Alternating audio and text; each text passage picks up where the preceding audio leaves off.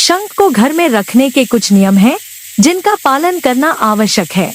पूजा स्थान में कभी भी एक जैसे दो शंख न रखें।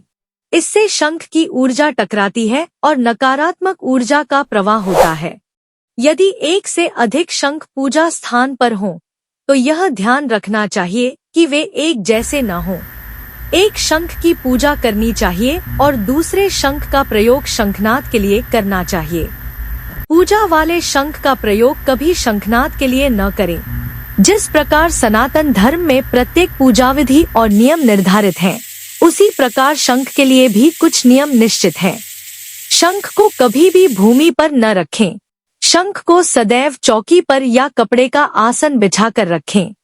शंख का प्रतिदिन स्वच्छ जल से स्नान कराएं। शंखनाद या प्रयोग करने वाले शंख को उपयोग से पूर्व और उपयोग के पश्चात स्वच्छ जल से धोएं।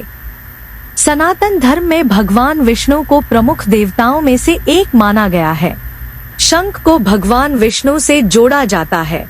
ऐसा माना जाता है कि विष्णु भगवान को शंख से जल अर्पित करने पर वे प्रसन्न होते हैं। शंख को अत्यंत शुभ माना गया है।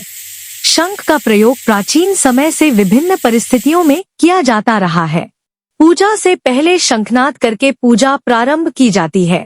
आपने पढ़ा होगा कि महाभारत युद्ध के प्रारंभ से पहले तथा संध्या समय युद्ध को विश्राम देने के लिए भी शंखनाद किया जाता था। इसके अतिरिक्त भी अनेक कार्यों में शंख का प्रयोग होता है। शंख बजाने से नकारात्मक ऊर्जा का नाश होता है और वातावरण शुद्ध होता है। शंख बजाने वाले और शंख की ध्वनि सुनने वाले दोनों को ही इसका लाभ प्राप्त होता है।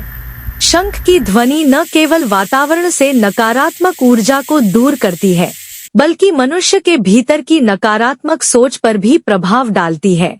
घर में शंख रखने और बजाने से घर में सकारात्मक ऊर्जा का प्रवाह होता है तथा घर के सदस्यों के मन को शांति प्राप्त होती है।